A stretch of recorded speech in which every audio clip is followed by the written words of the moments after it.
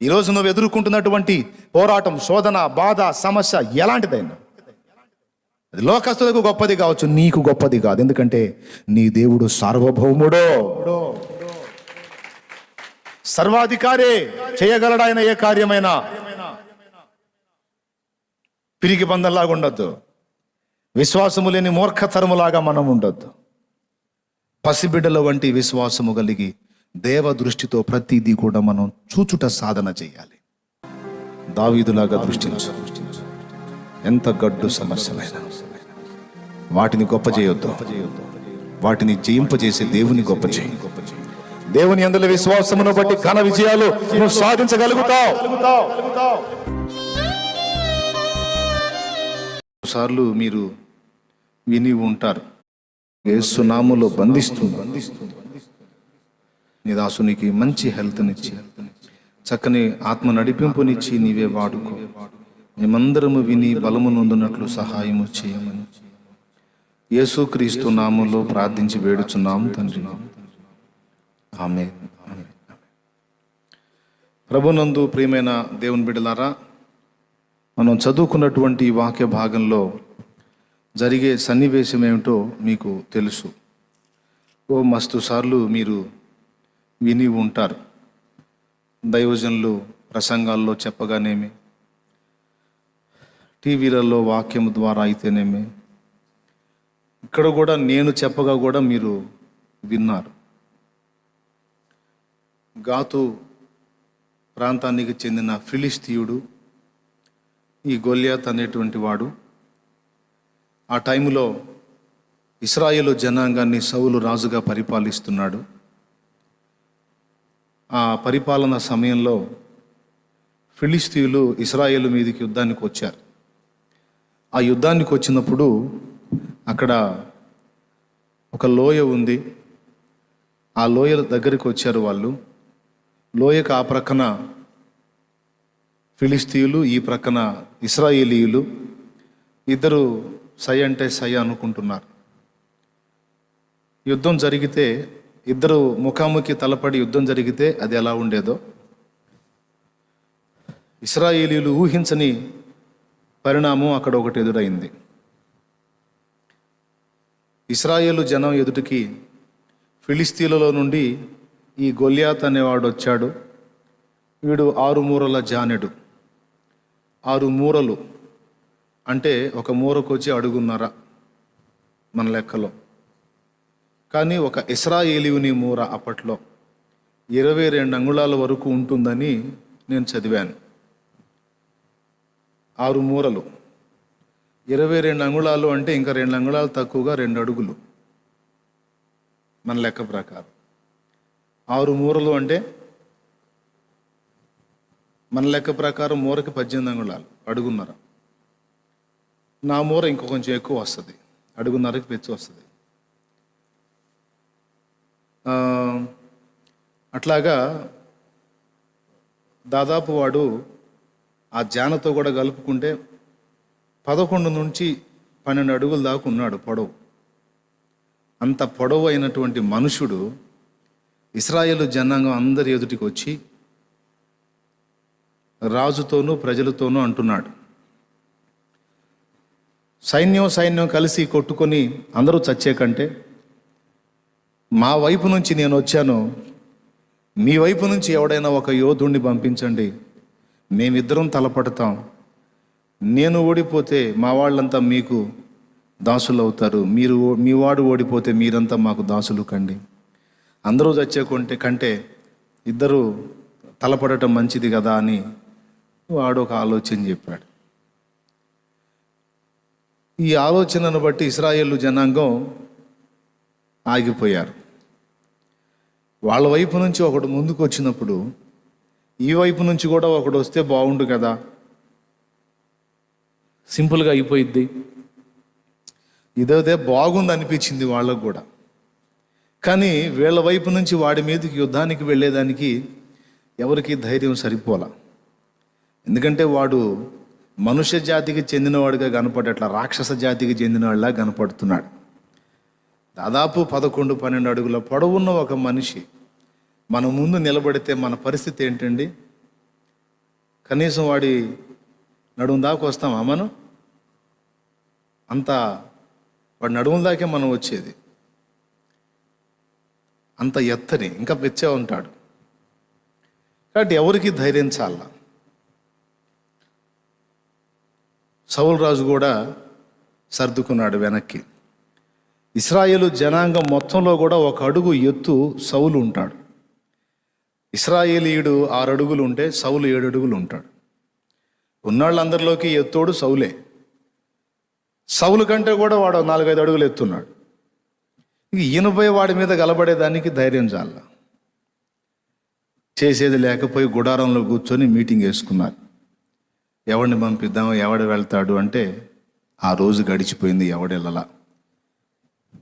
మరుసటి రోజు ఎవరన్నా ఒకడు ప్రేరేపించబడతాడేమో, వెళ్తాడేమో అని ఆ రోజు అప్పటికి 40 దినములు అయిపోయింది.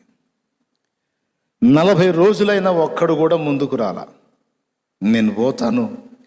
వాడు రోజుకి వాడి మాటలు ఎక్కువైపోతున్నాయి. స్టార్టింగ్లో కాస్త మర్యాదగా పిలిచినోడు వీళ్ళు వెనక్కి తగ్గేసరికి ఎగతాళి చేయటం ఎక్కువైపోయింది. ఏంట్రా మీలో సరైనోడు ఒకడు కూడా లేడా? అందరూ దద్దమ్మలేనా? ఒక్కడన్నా లేడా ధైర్యవంతుడు? పిరికి పందల్లారా, రెండురా నాతో తలపడండి ఎవడైనా ఉంటే అని వీడికి ప్రగల్భాలు ఎక్కువ చేశాడు. వాడు ఎప్పుడైతే సైన్యంలోంచి ముందుకు వచ్చి సవాలు విసురుతాడో ఇశ్రాయేలు జనం మొత్తం, ఈ సైన్యం మొత్తం చెదిరిపోతున్నారు. వాడు జనంలో ఉన్నంత వరకు, సైన్యంలో ఉన్నంత వరకు, వాడు బయటికి రానంత వరకేమో వీళ్ళు యుద్ధానికి డి అంటే డి అంటున్నారు. వాడు ముందుకు రాగానే వీళ్ళు ఎటు పడ్డాడు అటు పరిగెత్తుతున్నారు. వాడి చేతిలో ఈటె పొడవు ఉంది, వాడి పర్సనాలిటీ హెవీగా ఉంది, రాక్షసాకారం కలిగి ఉన్నాడు వాడు. పైగా వాడు అంత పర్సనాలిటీ ఉండి కూడా పైనుండి కింది దాకా కవచాలు పెట్టుకున్నాడు, రాగి శిరస్త్రాణం పెట్టుకున్నాడు, మైమరువులు దొడుక్కున్నాడు, అన్నీ పకడ్బందీగా ఉన్నాడు. దూరం నుండి ఈటతో కొట్టి చంపుదామన్నా కూడా అవకాశం లేదు. ఈట ఎక్కడ విసరాలి? నిలువెల్లా కవచాలు ధరించుకొని ఉన్నాడు. ఏ కోణంలో ఆలోచించినా ఎవరికి ఏ ఆలోచన తట్టట్లా, ధైర్యం చాలా.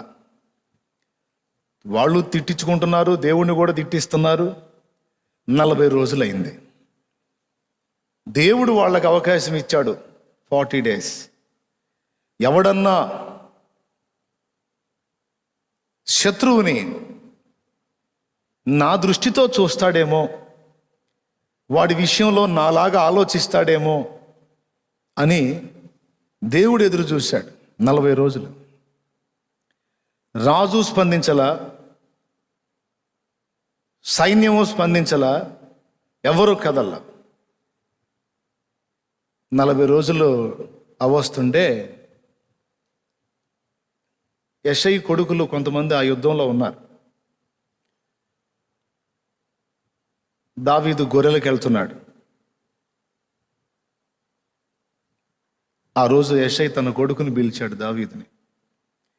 మీ అన్నోళ్ళు యుద్ధానికి వెళ్ళారు, యుద్ధం జరిగిందా ఆగిందా ఏం తెలియలేదు, సమాచారం రాలేదు.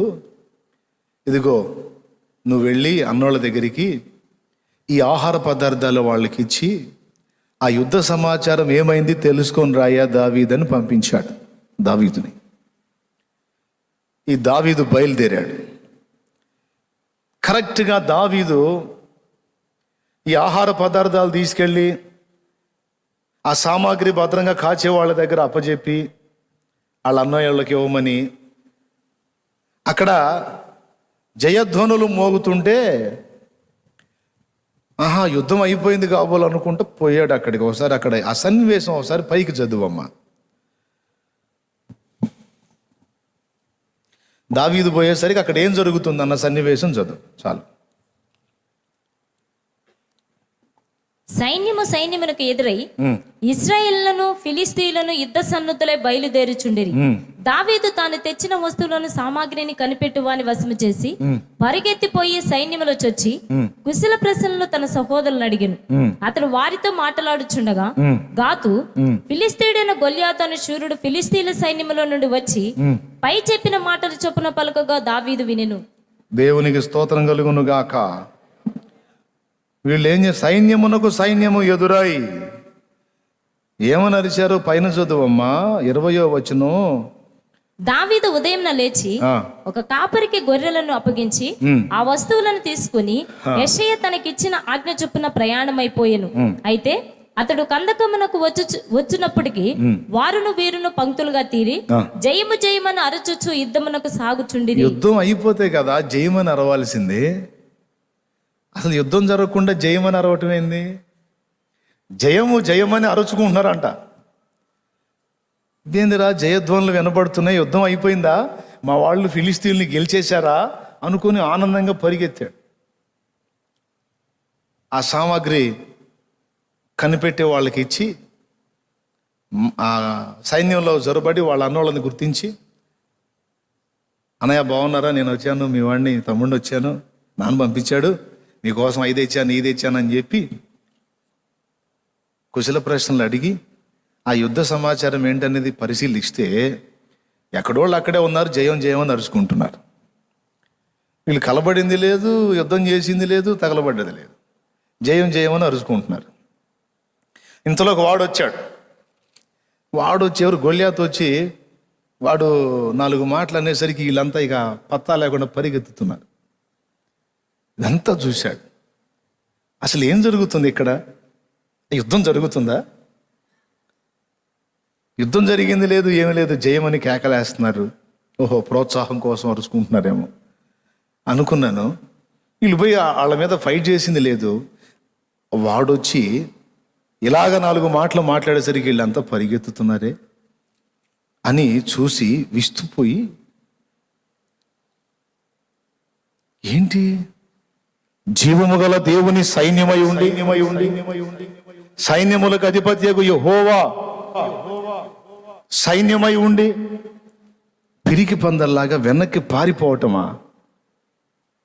అయినా జీవము గల దేవుని సైన్యాన్ని తిరస్కరించుటకు సున్నతి నీ ఫిలిస్తీనికి ఎంత ధైర్యం అని హృదయంలో గాయమైపోయింది దావీదుకి. భలే రోషం కలిగింది. రాజు సౌలు, దావీదు అన్నలు అందులో ఉన్నారు. ఇశ్రాయేలు సర్వ సమాజం సైన్యం ఎంతమంది అయితే ఉన్నారో అంతమంది దేవుని ఎరిగిన వాళ్ళే, వాళ్ళందరూ పేరుకు విశ్వాసులుగా పిలువబడుతున్న వాళ్ళే. కానీ వాళ్ళందరి దృష్టి దావీదు దృష్టి వ్యతిరేకంగా ఉన్నాయి. ఈ ఒక్క మాట మీరు బాగా మనసులోకి తీసుకోండి. మనం దృష్టించేటువంటి విధానంలో ఒక మార్పును ఆశిస్తున్నాడు దేవుడు. మన దృష్టిలో ఒక మార్పును ఆశిస్తున్నాడు దేవుడు. అది పాఠం. ఏంటి దృష్టిలో మార్పు ఏంటి అంటే, సహజంగా అందరూ చూసే దృష్టితో ఒక దేవుని సంబంధి చూడటానికి వీల్లేదు. ఒక దేవుని సంబంధి దృష్టి సహజాతీతంగా ఉండాలి, అంటే సహజత్వానికి వ్యతిరేకంగా ఉండాలి అనే పాఠం ఇక్కడ మనకి దేవుడు దాచిపెట్టాడు, రాసిపెట్టాడు అనుకోండి. అందరేమో వాడి పొడవుని, వాడి లావుని, వాడి ఎత్తుని, వాడి యుద్ధ నైపుణ్యాన్ని, వాడి సీనియారిటీని, వాడి బల్లెపు పొడవుని, వాడి ఈట పొడవుని, వాడి డాలు వెడల్పుని ఇవన్నీ చూసుకొని గందరగోళంగా పరిగెత్తిపోతా ఉన్నారు. ఇది వీళ్ళ దృష్టి. కానీ అదే మనిషిని దావీదు చూశాడు. కానీ దావీదుకు వాడేమనిపించట్లా. ముందు చెప్పినటువంటి విధంలో చూసిన వాళ్ళందరూ కూడా దేవుని బిడ్డలే, దేవుని సైన్యమే. వాళ్ళకు కూడా ఇశ్రాయేలు దేవుడైన యెహోవా తెలుసు. కానీ వాళ్ళకి దేవుని దృష్టితో సమస్యను చూడటం తెలియదు. దేవుని దృష్టితో పరిస్థితులను చూడటం వాళ్ళకి తెలియదు. వాళ్ళు నేర్చుకోలా, సాధన చేయలా. ఆఖరికి వాళ్ళ రాజుకు కూడా సౌలుకు కూడా. వాళ్ళందరూ సహజంగా మానవులు ఏ దృష్టితో అయితే పరిస్థితుల్ని చూస్తారో అదే దృష్టితో వాళ్ళు చూశారు. నేను చెప్తున్నాను, దేవుని బిడ్డ దృష్టి సహజాతీతంగా ఉండాలి. సహజంగా అందరూ ఆలోచించే ఆలోచనలకు భిన్నమైన కోణంలో ఒక దేవుని సంబంధి ఆలోచన విధానం ఉండాలి. దావీదు దృష్టి వాళ్ళలాగా లేదు. వాడి పర్సనాలిటీ అంతా చూసి భయపడిపోతే దావీదుకు అసలు లెక్క అనిపించట్లా. వీడికింత భయపడుతున్నారు ఏంది, ఒక దెబ్బలో కొట్టేయచ్చు వీడిని, ఏంటి అసలు అని దావీదు చాలా చులకనగా మాట్లాడాడు వాడిని.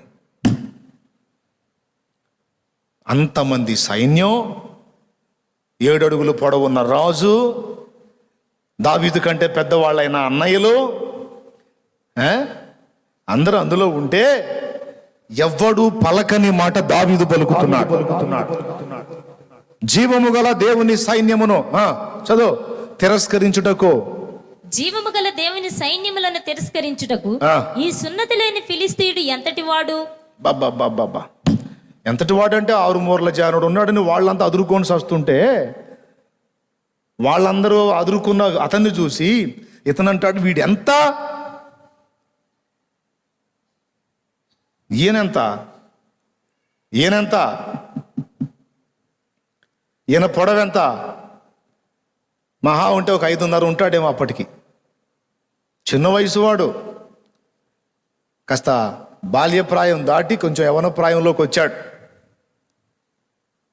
వాని పర్సనాలిటీతో పోల్చుకుంటే ఇతని పర్సనాలిటీ అసలు లెక్కలోది కాదు. అక్కడ 6 అడుగులు 7 అడుగుల వాళ్ళే వెనక్కి దగ్గర కూర్చున్నారు. ఈ 5.5 వాడు వచ్చి అసలు ఈడెంత అంటున్నాడు. ఆశ్చర్యం కదూ. సహజంగా ఆ మాట అన్న దావీదుని మిగిలిన వాళ్ళు ఎట్ట చూస్తారో ఒకసారి చెప్పండి నాకు. ఈ మాట దావీదు పలికాడు, ఆ మాట అన్న దావీదుని మిగిలిన వాళ్ళు ఎట్లా చూస్తారు, ఎట్లా ఆలోచిస్తారు? పిల్లోడు కదా, పిల్ల చేష్టలో పిల్లోడు కదా, ఆడిది పిల్ల బ్రెయిన్, పిల్ల ఆలోచనలో అని కొంతమంది వెటకారంగా మాట్లాడే వాళ్ళు ఉంటారు కదా. ఒకవేళ కొంతమంది దావీదుని అలా అనుకొని ఉండొచ్చు, పిల్లోడు కదా పిల్ల చేష్టలాగా మాట్లాడుతున్నాళ్లే అని. దేవునికి స్తోత్రం. పిల్లల దగ్గర ఉన్న విశ్వాసం మన దగ్గర ఎక్కడ ఏడిచింది అన్నయ్య? పిల్లల దగ్గర ఉన్న విశ్వాసం మన దగ్గర ఎక్కడ ఉంది అన్నయ్య? అవతారానికి పర్సనాలిటీలకి మనం ఉన్నాం కానీ, పేరుకు పెద్దలంగా ఉన్నాం కానీ, మనకన్నీ లాజిక్లు, మనకన్నీ డౌట్లు. మనకన్నీ డౌట్లు అన్నా, తర్కం ఎక్కువ మనకి. అది ఎట్లా ఇద్దిలే, అట్లా ఇద్దిలే, ఇట్టెట్లా ఇద్దిలే, మనకున్న అనుభవ జ్ఞానాన్ని బట్టి మనం ఆలోచిస్తాం. కానీ ఒక పిల్లోడు ఆలోచన అట్లా ఉండదు దేవుని విషయంలో. మీకు ఇంకొక ఉదంతం కూడా చెప్తాను, దాన్ని సపరేట్గా చెప్దాం అనుకున్నాను కానీ సందర్భం వచ్చింది, చెప్పేస్తాను. 5,000 మందికి పైచిలుకు జనాభా, పురుషులే 5,000 మంది అంటే ఆడాళ్ళు అంతమంది ఉంటారు, పిల్ల జల్ల కూడా ఉంటారు. మొత్తం 10-12 మంది ఉన్నారు. యేసయ్య వాక్యం చెప్పిన 3 రోజులు అయిపోయిన తర్వాత వాళ్ళని పంపించేదానికి ముందు వాళ్ళ ఆకలితో వెళ్ళటం నాకు ఇష్టం లేదు, వాళ్ళకి తినేదానికి ఏమన్నా ఆహారం పెట్టండి అని ప్రభు మాట్లాడాడు శిష్యులతో. అట్లా మాట్లాడినప్పుడు ఒక్కసారి మీరు ఆలోచన చేయండి. మీకు తెలుసు 5 రొట్టెలు 2 చేపల సంగతి తెలుసు కదా మీకు, మళ్ళీ ఏమైనా చూపించాలా నేను? ఏమన్నా తెలుసుగా మీకు? 5 రొట్టెలు 2 చేపల సంగతి తెలుసా? ఎంతమంది తెలుసు? చేతులు ఎత్తండి. ఇది కూడా తెలియకపోతే ఇక చాలా దారుణం అనుకోవాలా, కొత్త వాళ్ళని మినహాయించి. ఆ రిఫరెన్స్ ఎక్కడుందో చెబుతారా పోనీ తొందరగా?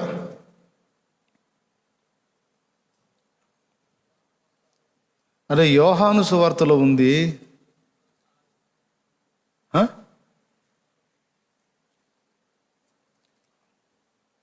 ఒక్కసారి మీరు ఊహించండి,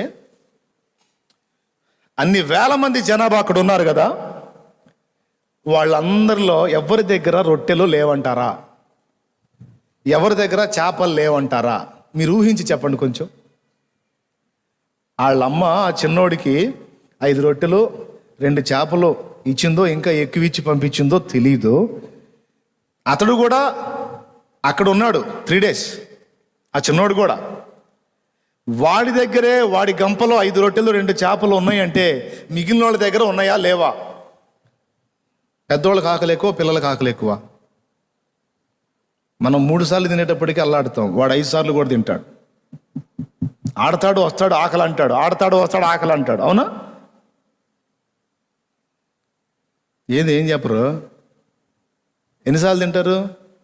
నేను పిల్లవాడిగా ఉన్నప్పుడు 5 సార్లు తిన్నా. మీరేమన్నా అనుకోండి, 5 సార్లు తిన్నా.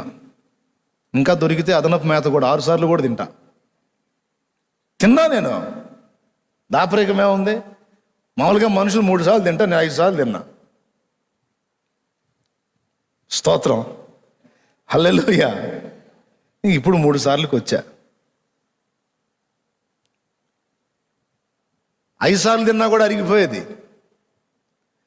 పిల్లవాడి దగ్గర మిగిలిన ఈ రొట్టెలు అంటే మరి పెద్దవాళ్ళ దగ్గర ఉంటాయా ఉండవా?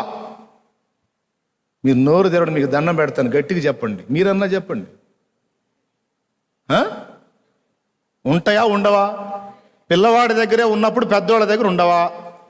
అది పాయింట్. మరి ఎవరన్నా ముందుకు వచ్చారా?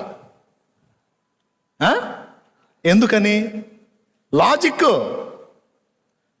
వీరికి పెట్టుటకు మీ వద్ద ఏమైనా కలదా అంటే, ఓయమ్మో ఇంతమందికి పెట్టడానికి మన దగ్గర ఉన్న ఈ గంపలోన ఈ 10 రొట్టెలు ఏం సరిపోతాయి, ఈ 20 రొట్టెలు ఏం సరిపోతాయి అనుకున్నారు.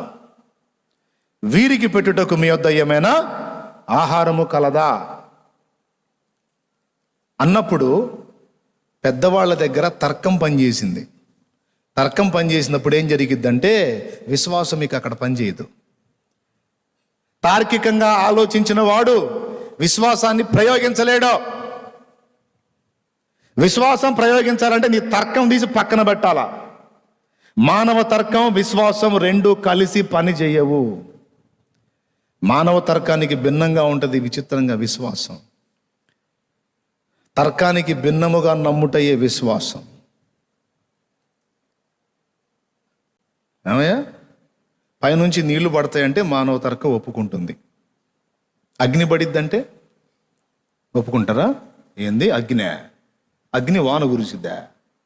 నా చెవులో ఏమన్నా పూలు కనపడుతున్నాయి అంటాడు వెంటనే. నీళ్లు పడతాయి అంటే పడిద్ది, వాన పడిద్ది అంటాడు. మానవ తర్కం ఒప్పుకోదు, సహజమైన విషయాలకే ఒప్పుకుంటుంది. అది ఎలా జరిగిద్ది అంటాడు. కానీ వాక్యం చెబుతుంది మరి అగ్ని వడగాళ్ళు కురుస్తాయని. నమ్ముతాడా?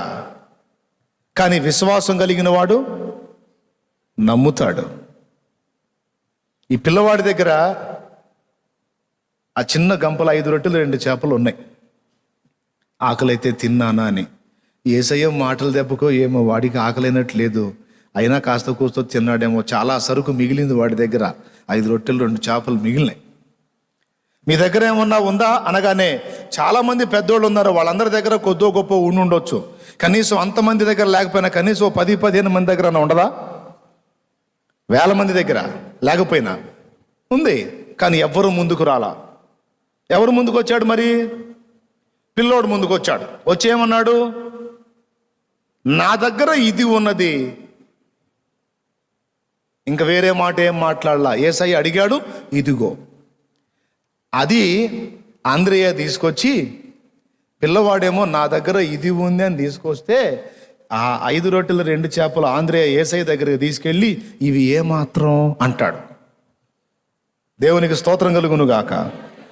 అక్కడ లాజిక్ వాడాడు ఆంద్రేయ. ఇంతమంది జనాభాకి ఇవి ఏమాత్రం అన్నాడు. మీరు ఆ రెఫరెన్స్ తీరుగా యోహాను సువార్త 6వ అధ్యాయం తీశారా? యోహాను సువార్త 6వ అధ్యాయము 8వ వచనం నుంచి చదువు. ఆయన శిష్యులలో ఒకడు అనగా సీమోను పేతురు సహోదరుడైన ఆంద్రేయ ఇక్కడ ఉన్న ఒక చిన్నవాని యొద్ద 5 యవల రొట్టెలు 2 చిన్న చేపలు ఉన్నవి గాని ఇంతమందికి ఇవి ఏమాత్రమని ఆయనతో అనగా, ఈ మాట చిన్నోడు అన్నాడా? ఆ ఇచ్చే చిన్నోడు అన్నాడా? అనలా. మీ దగ్గర ఏమన్నా ఉందా అంటే తీసుకొచ్చి ఇచ్చాడు. కొంతమంది అండి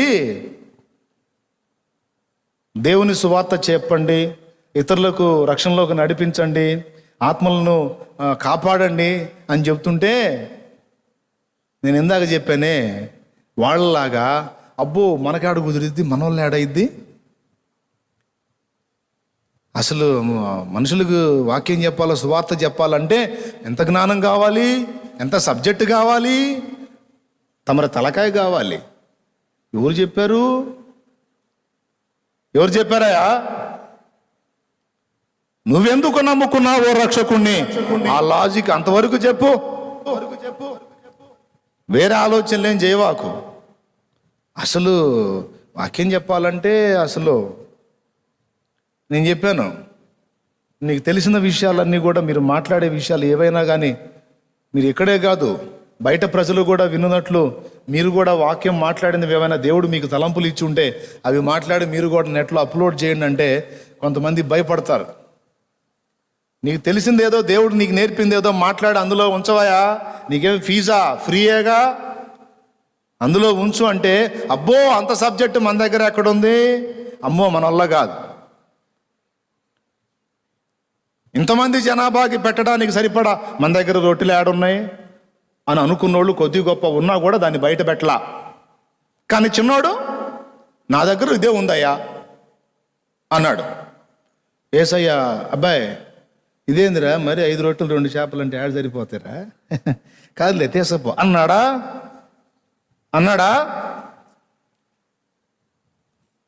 సబ్బాష్, అందరూ కాస్తో కూస్తో కలిగి ఉన్న ఎవడో ముందుకు రాలేదురా, నువ్వు వచ్చావు, నీ దగ్గర ఉన్నది అదే చాలు. ఆ చిన్నవాడు ఇచ్చినవి మాత్రమే తీసుకున్నాడా? అబ్బాయి చిన్నోడు కాసిన ఇచ్చాడయ్యా, ఇంకెవరి దగ్గర ఏమైనా ఉన్నాయా అయ్యా అన్ని పోగు చేయండి అన్నాడా? ఏమల్లా? హలో, చాలా సీరియస్గా వినండి, జాగ్రత్తగా వినండి, మైండ్కి ఎక్కించుకోండి. కొంతమందికి కాస్తో కోస్తో దేవుడు కృపనిచ్చి ఉంటాడు. దరిద్రం ఏందో చెప్పనా? దాన్ని బయట పెట్టరో, దాన్ని వాడరో, దేవుని కొరకు వినియోగించరో. అదేంటంటే వీళ్ళ తర్కం, తలకాయ నిండా తర్కమే. ఈ తర్కాన్ని ఉపయోగించి మనకి అడుగుదిరిద్దులే, అసలు మనకు అది దాని లెక్క వేర్లే, అది వాళ్ళు, అది సేవకులు, అది సేవకుడా నువ్వేం చేయవా? దానికి చాలా సరుకు కావాలా, చాలా జ్ఞానం కావాలా? నీ దగ్గర ఉన్నది తీసుకొచ్చి ఆడబెట్టవా ఆయన ముందు, నా దగ్గర ఉన్నది ఇదే ప్రభువా అని ఉంచు.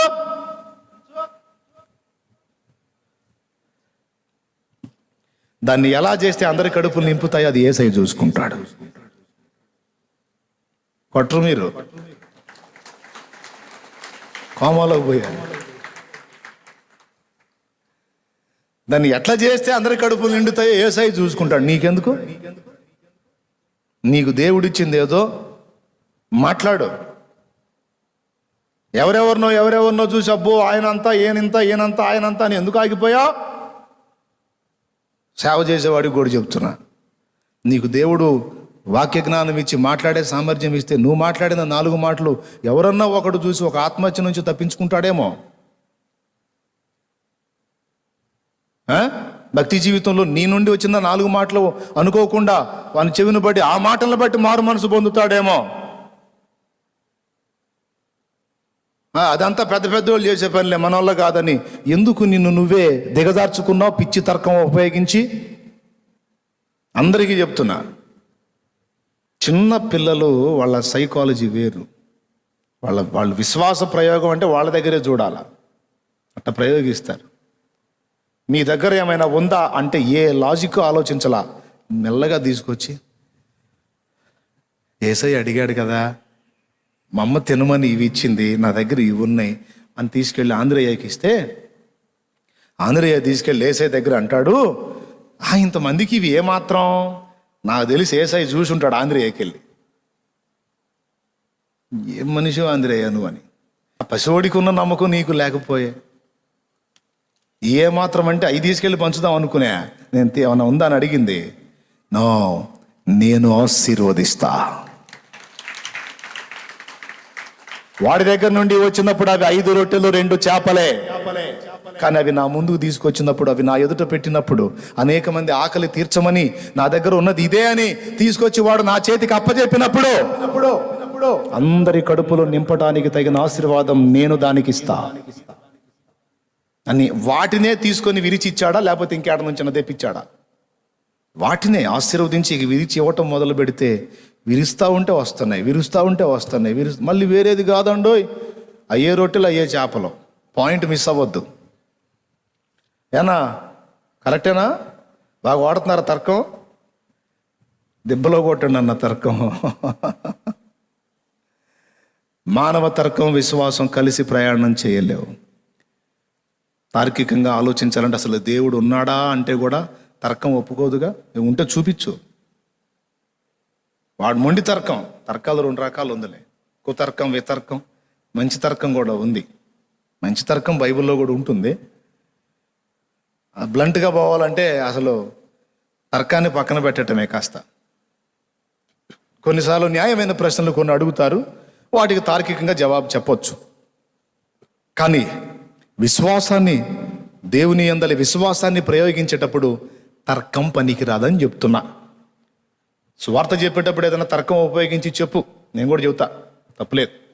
కానీ నీ విశ్వాసం ప్రయోగించేటప్పుడు దేవునికి నీకు పర్సనల్ విషయంలో మాత్రం తర్కం పక్కన పెట్టి గుడ్డిగా అనుకోవటమే ఆయన మీద. తమ్ముడు అర్థమైందా?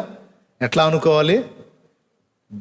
బ్లైండ్గా అనుకోవాలి ఆయన మీద. ఈ చిన్నోడు నేర్పుతున్నాడు. అంతమంది ఈ ఒక్కడు కూడా ముందుకు రాకపోతే ఏం జరిగేదో ఊహించండి. అందరి కడుపులు నిండాయా? ఈరోజు కొంతమంది దైవజనులు మంచి వాక్య పరిజ్ఞానం కలిగి, చక్కని వాక్ప్రత్యక్షత కలిగిన వాళ్ళు కుంచుకొని మనోళ్ళు ఏడైద్దులే అని దాగినందున చాలామందికి సరైన విషయం అందట్లేదు.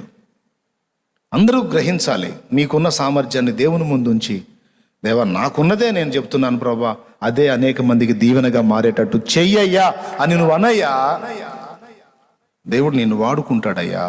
ప్రజలు నీకు భజన చేయకపోవచ్చయ్యా. నువ్వు వాక్యం చెప్పేటప్పుడు అందరికీ మళ్ళీ అనేక మంది నీకు లైవ్లోకి రాకపోవచ్చు, నీ ప్రసంగాలు వినకపోవచ్చు. కానీ విన్నవాళ్ళు కొద్ది మంది అయినా వాళ్ళు మేలు పొందుతారుగా. ఇతరులతో పోల్చుకొని ఘనతను ఆశించొద్దు. నీకు తెలిసినంత వరకు నువ్వు దేవుని ముందు ఉంచమ్మా. సలోమే, అంతేనా? మన వాళ్ళు ఏడైతే అని ఊరుకుంటావా? నీకు తెలిసినంత వరకు నువ్వు దేవుని పని చేయాలి. వెళ్ళిపోతుంది ముందుకి దేవుని రాజ్యం. దావీదు దృష్టి, ఈ చిన్న పిల్లవాడి దృష్టి ఇతరులకు హాస్యాస్పదమేమో కానీ అది దేవుని దృష్టి. ఏ దృష్టి? దేవుని దృష్టి. వాళ్ళందరికేమో వాడు 6 మూరల జానడు కనపడితే అసలు వీడు ఎంత అన్నాడు ఆయన. మారొద్దు, మన దృష్టి విధానం మారాలి. పరిస్థితులను గురించి, నీ స్థితిగతులను గురించి, నువ్వు ఎదుర్కొంటున్న సమస్యలను గురించి, శోధనలను గురించి సహజంగా అందరూ చూసే దృష్టితో నువ్వు చూడటానికి వీల్లేదు. ఎందుకంటే నువ్వు ప్రత్యేకమైన వ్యక్తివి, నువ్వు ఆత్మ సంబంధివి, ప్రకృతి సంబంధివి కాదు, శరీర సంబంధివి కాదు. నువ్వు దేవుని ఆత్మ సంబంధివి గనుక దేవుని వలనే నీవు దృష్టించాలి, దేవుని వలనే నువ్వు ఆలోచించాలి. గొలియాతు 6 మూరల జానుడు అయితే వాడు అంత పొడుగైతే మనుషులకు పొడుగు, దేవునికి పొడుగా? దేవుడు ఎట్ట చూస్తాడండి? అబ్బో వీడు ఎంత పొడుగో అన్నట్టు చూస్తాడు. ఆ దేవుడు ఏడిశాడు వెధవ. అవునా? అసలు ఆయన ఎక్కడా? దేవుడు ఎక్కడా? గొలియాతు ఎక్కడా? తనను తాను చూసుకొని గొలియాతుకి వెళ్ళి చూస్తే వాడు అసలు ఎంతకు వస్తాడండి? వాడు అణువులో, ఒక పరమాణువులో 100వ భాగం వస్తాడా వాడు? పొడి సిటిలోన జలములను కొలిచిన వాడితడు,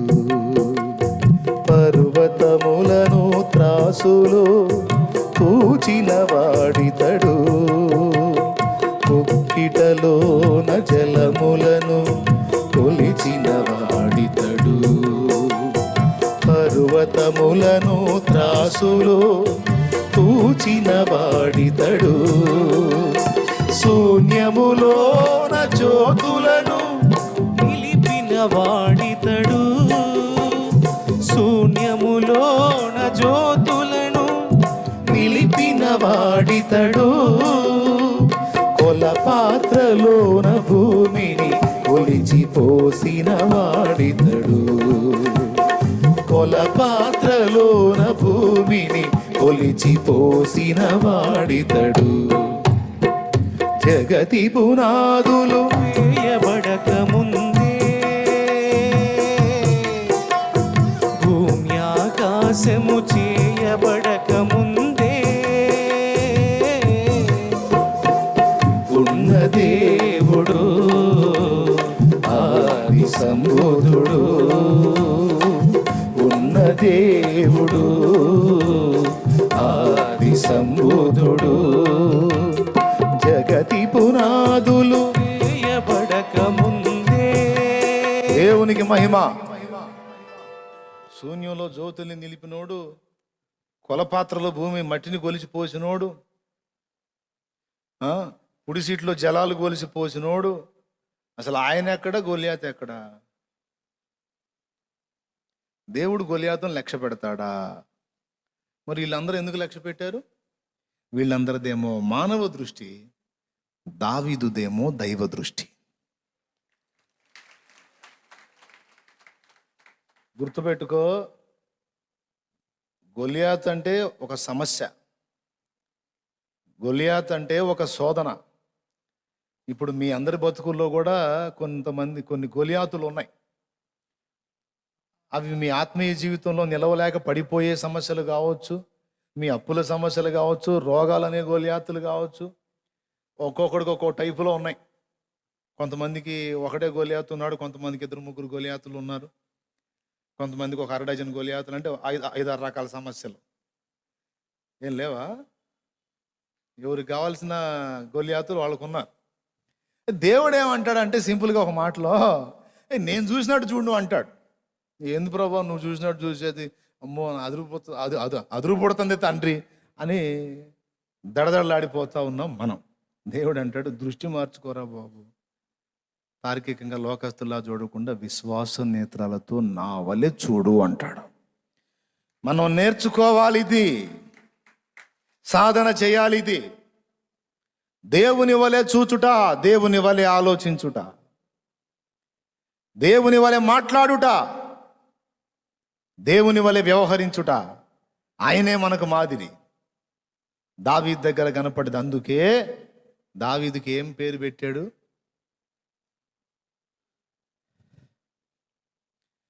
దేవుని చిత్తానుసారమైన మనస్సు గలవాడు. ఒక పరిస్థితిని చూసి దేవుడు ఎలా ఫీల్ అవుతాడో దావీదు అలానే ఫీల్ అవుతాడంట. అంటే తన వలె ఎవరు దృష్టించగలరో, తన వలె ఎవరు ఆలోచించగలరో దేవుడు కనిపెట్టాడు. అంతమంది సమూహంలో ఒక్కడంటే ఒక్కడు కూడా కనపడలా, ఒకే ఒకడు కనపడ్డాడు, అతడు దావీదు. తర్వాత ఇది అయిన తర్వాత ఇశ్రాయేలుకు దావీదే రాజయ్యాడు. దేవుని వలె చూడటం. దేన్ని? నీ ఎదురున్న పరిస్థితుల్ని, అది ఎంతదైనా కావచ్చు, దాని మెడలు వంచి నీ చేతికి నా దేవుడు పట్టిస్తాడు. కొట్టు, దేవునికి మహిమ చెల్లించు గట్టిగా.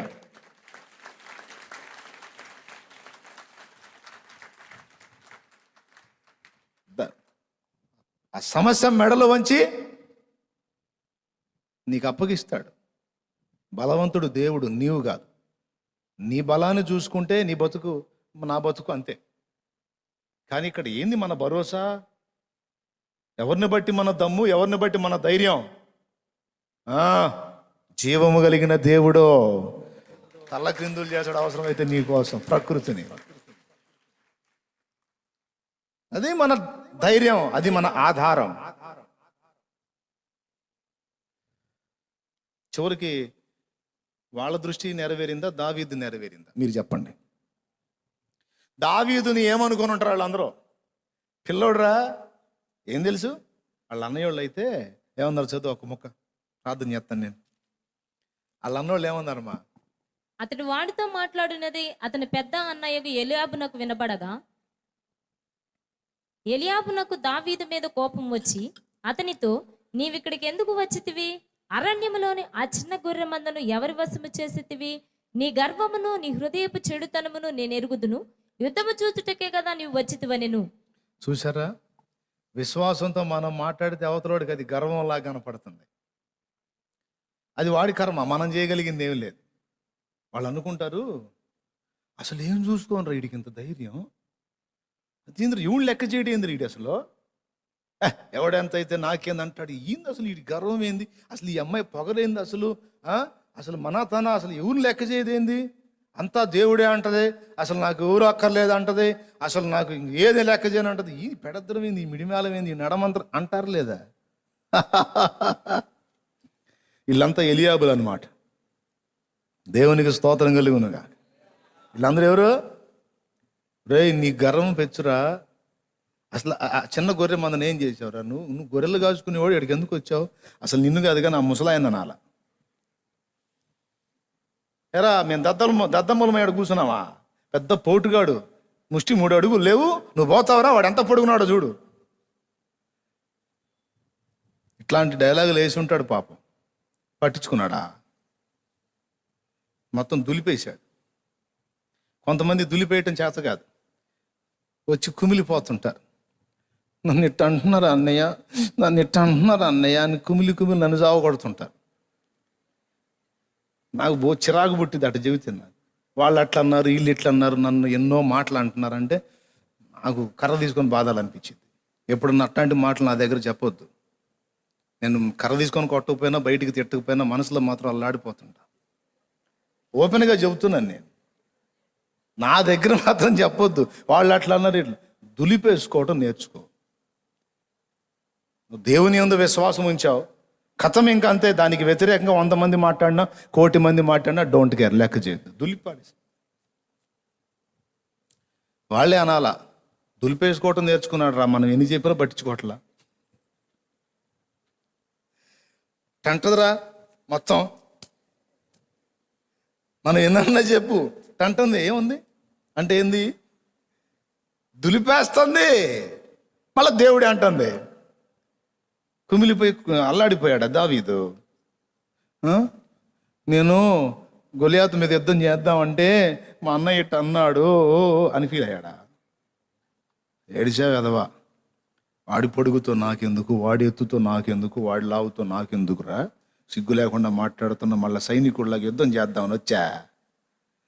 వాళ్ళ అన్న అన్నాడు, యుద్ధం చూచుటకే కదా నీ వచ్చితివి అంటాడు. అక్కడ ఉంది ఏదేదో పొడిచినట్టు చేశాడమ్మ. యుద్ధమేనా?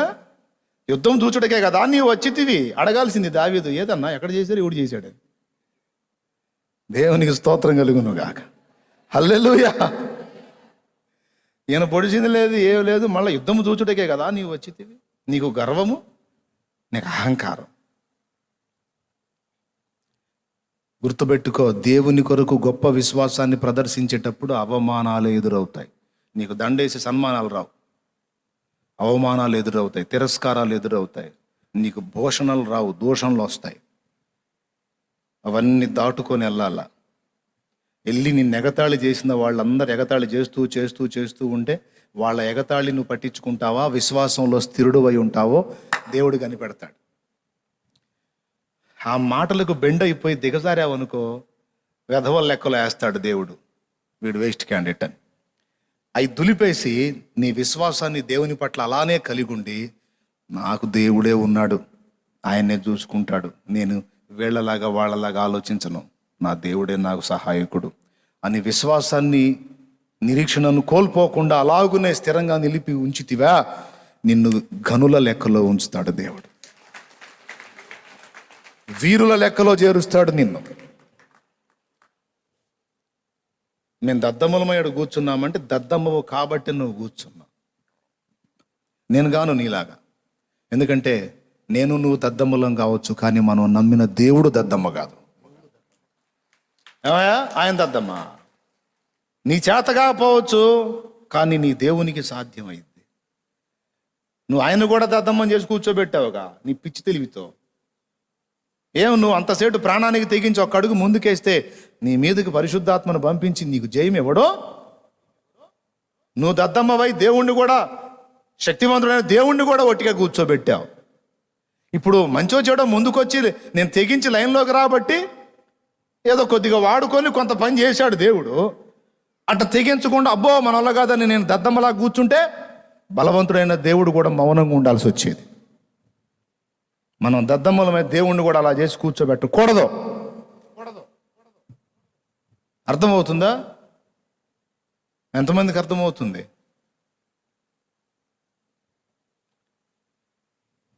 దావీదుకి ఇష్టం లేదు. వాడనే మాటలు వింటా నేను ఇంకా బతికుండే కంటే ఆ యుద్ధ రంగంలో చస్తే మాత్రమేమి నాకు, చంపితే దేవుడు నాకు సాయం చేస్తాడు, వాడిని వైనం చేస్తా, లేకపోతే ఆ యుద్ధ రంగంలో వీరుడిగా చస్తా. అంతేగాని నేను నా దేవుణ్ణి వాడు దూషిస్తుంటే చూస్తా, నేను ఊరుకోను. విమర్శిస్తుంటే తట్టుకోలేను అని ఇంకొకటి దగ్గరికి వెళ్ళి అన్నాడు. మళ్ళీ వీడిని చంపితే ఏమిస్తారని. ఒట్టిదే ఎందుకు అనుకున్నా, ఆయన లేదో ఇస్తారని కాదు, రాజు దగ్గరికి విషయం పోవాలని. ఫస్ట్ వాడేమో అన్నకి చెప్పాడు, అన్నోళ్ళు తిట్టారు. తర్వాత విన్నోడేమో రాజుకు చెప్తే సౌలు దగ్గరికి పోయి అందించాడు. కుర్రోడు ఒకడు వచ్చాడు, బాలుడు, అవకాశం ఇస్తే తాను యుద్ధానికి పోతాను అంటున్నాడంటే సౌలు అవునా 40 రోజులకు ఒకడు వచ్చాడా రమ్మన్నా ముందుకు అన్నాడు. దేవునికి స్తోత్రం, హల్లెలూయా. అప్పుడు లైన్లోకి వచ్చాడు ఈ చిన్నోడా. మళ్ళీ సౌలు క్లాసు మళ్ళీ ఎడా, అయ్యా నువ్వు వెళ్తావా? అవును మహారాజా, మీరు సెలవు ఇవ్వండి, నేను వెళ్ళి వాడితో యుద్ధం చేస్తాను.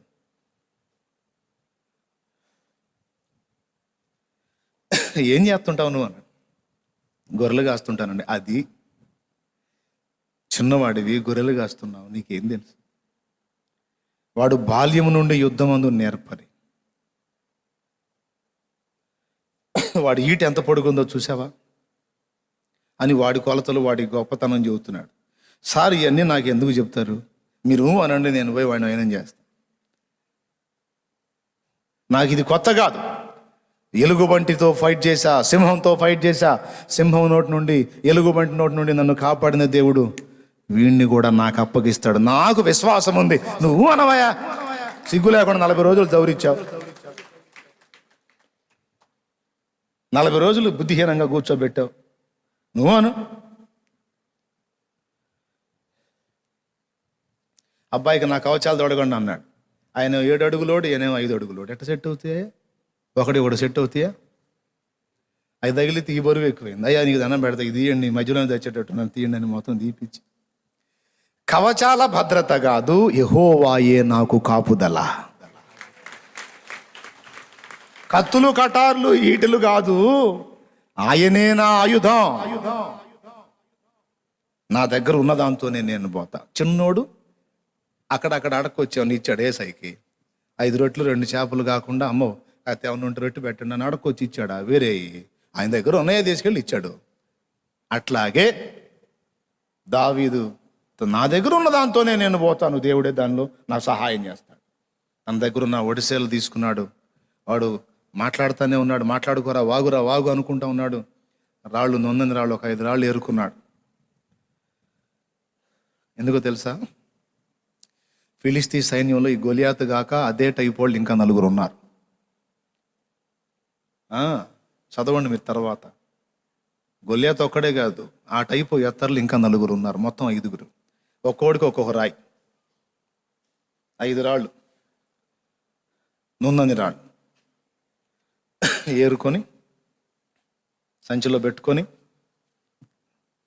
రాయి ఒడిశాల్లో పెట్టి గిరగిరా తిప్పుతుంటే నేనేమన్నా కుక్కను అనుకున్నావా? రా కర్ర తీసుకొని వచ్చి వాడు, నేనేమన్నా కుక్కను అనుకున్నావారా అంటే దాన్ని ఎందుకురా అవమానపరుస్తావు? అది ఫీల్ అయిద్ది ఆ మాట వింటే. నువ్వు అంతకంటే దారుణం, ఈ దెబ్బతో అయిపోయావురా నువ్వు అని కొట్టేశాడు. ఏం జరిగిందో మీకు తెలుసు. ఆ రాయి వాని నుదుటన దొచ్చెను కనుక వాడు బోర్ల పడెను. ఆయుధం లేదు, వాడి ఆయుధంతోనే వాని తల ఛేదించాడు. భద్రత లేదు, దేవుడే భద్రత. విశ్వాసము అది దేవుని దృష్టితో పరిస్థితులను చూడటం అంటే ఆ కోణంలో చూడాలి. వాళ్ళు చూసినప్పుడేమో అది భయంకరంగా కనపడింది, దావీదు చూసినప్పుడేమో ఇది అంతా అన్నాడు. ఈరోజు నువ్వు ఎదుర్కొంటున్నటువంటి పోరాటం, శోధన, బాధ, సమస్య ఎలాంటిదైనా అది లోకస్తులకు గొప్పది కావచ్చు, నీకు గొప్పది కాదు. ఎందుకంటే నీ దేవుడు సార్వభౌముడో, సర్వాధికారే, చేయగలడాయన ఏ కార్యమైనా. పిరికి బంధంలాగా ఉండొద్దు, విశ్వాసము లేని మూర్ఖతరములాగా మనం ఉండొద్దు. పసిబిడ్డల వంటి విశ్వాసము కలిగి దేవ దృష్టితో ప్రతిదీ కూడా మనం చూచుట సాధన చేయాలి దేవుని వలె. ఈ సంగతి మీలో ఎంతమందికి అర్థమైంది? కొంతమంది చేతులు ఎత్తలు అర్థం కాలేదా? మీకు దండం పెడతా, నా వల్ల కాదు. చాలా స్పష్టంగా అర్థమైంది కదా. ఇప్పుడు మోకాళ్ళు అయ్యి నువ్వు ఏ దృష్టితో చూస్తావో, నీ పరిస్థితుల్ని ఎలాంటి సమాధానం నువ్వు పొందగోరుతావో, దేవుని కొరకు ఎలాంటి పరాక్రమం ప్రదర్శిస్తావో, నీకు తెలిసినంత వరకు ఎంతవరకు ఇతరులకు ఉపదేశం చేసి ఆత్మల్ని సంపాదిస్తావో. అయితే దుర్బోధ చేయకండి, సత్యం చెప్పండి. తెలిసినంత వరకు నీకున్నదాన్ని దేవుని ముందు పెట్టు, పరిచర్యలో వినియోగించో. దేవుడే అదనపు ఆశీర్వాదం ఇచ్చి వాడుకుంటాడు. విశ్వాసంతో ఆయన వైపు చూడు, ఆయన చూచినట్టు ప్రతి పరిస్థితిని చూడు. ఇంకా దేవుని వలె ఏమేమి చూడాలనేది ఒక అంశం ఉంది. ఒకటే నేను చెప్పాను, ఇంకా మిగిలినవి ఉన్నాయి, తర్వాత చెప్తా. Time is over. లేండి.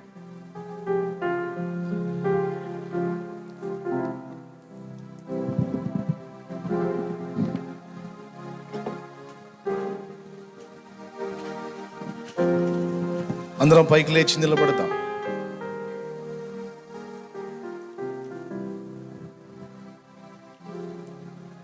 తలలోంచి కళ్ళు మూసి ఒక్కసారి ఆలోచన చేయండి.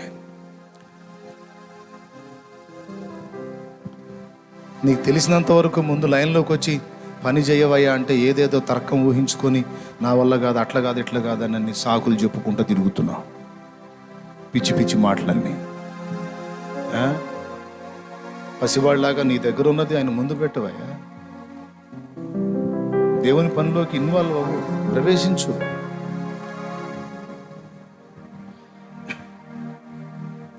అందరం ప్రార్థన చేద్దాం.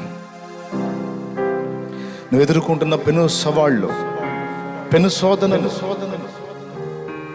గొలియాతులాగా నీ ముందు నిలిచాయా? అయితే నువ్వు దావీదులాగా ఆలోచించు, దేవునిలాగా ఆలోచించు. విశ్వాసము లేని ఇశ్రాయేలు జనాంగానికి, సైన్యానికి గొలియాతు అంత పొడుగున్నాడేమో, విశ్వాసము గల దావీదు గొలియాతును లెక్క చేయలే. వీడంతా అన్నాడు. ఈరోజు నువ్వు ఎదుర్కొంటున్న సమస్యలకు బెంబేలెత్తిపోయి, భయపడిపోయి, వణికిపోయి అదురుకుంటున్నావా? అట్లయితే నువ్వు ఇశ్రాయేలు సైనికుడి, దావీదు కాదు. నువ్వు సౌలువే. దావీదులాగా దృష్టించు. ఎంత గడ్డు సమస్యలైనా వాటిని గొప్ప చేయొద్దు, వాటిని జయింపజేసే దేవుని గొప్ప చేయి. దేవుని యందు విశ్వాసమును బట్టి ఘన విజయాలు నువ్వు సాధించగలుగుతావు.